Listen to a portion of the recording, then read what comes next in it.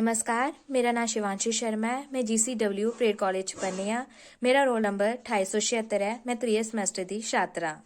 जियां कि अस जानते हैं कि डोगरी भाषा बड़ी मिठी है। डुग्गर प्रदेश च रौहने वाले हर कुसै गी एदी मिठास उपर मता ज़्यादा फकर है। डोगरी साड़ा इतिहास ही, डोगरी साड़ा अज्ज है ते अग्गे होने वाला कल भी होग। इस गल गी लेइयै मती सारी चर्चा गलबात होंदियां रौंह्दियां न।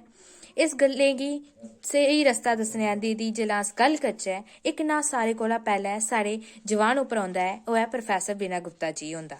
प्रोफैसर बीना गुप्ता जी डोगरी साहित्य च इक ऐसा मिट्ठ नांऽ है जिन्हें डोगरी साहित्य आस्तै रुज्झियै कम्म कीते दा है ते उनेंगी साहित्य दी हर विधा उप्पर इन्नी पकड़ है कि जे अस उनेंगी डोगरी साहित्य दा विश्वकोश आखेआ जा, एह् गलत नेईं होग। प्रोफैसर बीना गुप्ता जी हुंदा जन्म 31 अक्तूबर 1950 गी होया हा।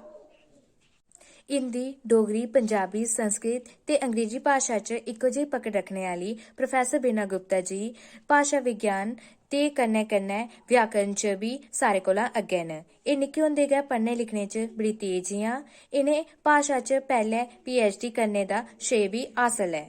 इ'नें संस्कृत च MA करने दे कन्नै कन्नै भाशा विज्ञान च स्नातक डिप्लोमा बी कीते दा ऐ। इ'नें जम्मू विश्वविद्यालय ते डोगरी विभाग च 35 ब'रें तक जागतें गी पढ़ाने दा कम्म कीते दा है। साहित्यक योगदान, अगर इंदे डोगरी साहित्य च योगदान दी गल्ल कीती जा ते अपने बड्डे तजुर्बे ते अपने बड्डे ज्ञान कोला इ'नें डोगरी भाशा गी पढ़ने आह्ले ते डोगरी साहित्यकारें गी स्हेई रस्ता दस्सने दा कम्म कीते दा ऐ। डोगरी भाशा विज्ञान ते व्याकरण च उंदियां कताबां न डोगरी व्याकरण, डोगरी वाक्य विन्यास बगैरा न। सम्मान, डोगरी साहित्य च अपने योगदान लेई प्रोफैसर बीना गुप्ता जी गी सरकारी ते गैर सरकारी संस्थाएं कोला सम्मानित कीता जंदा रेहा ऐ, जिंदे च जम्मू ते कश्मीर कला, संस्कृति ते भाशा अकैडमी बगैरा न। लेकिन ओह् अपने पाठकें दी कम्म करने दी रुचि गी अपना सारे कोला बड्डा मान ते सम्मान समझदियां न। प्रभावशाली वक्ता दा जरूरी संदेश, प्रोफैसर बीना गुप्ता जी इक बड़ी गै शैल वक्ता न। उनेंगी जिसलै सुनचै ओल्लै ऐसा लगदा है कि अस कुसै ऐसे माह्नू कन्नै मिला दे आं जेह्ड़ा ज्ञान दा भंडार ऐ।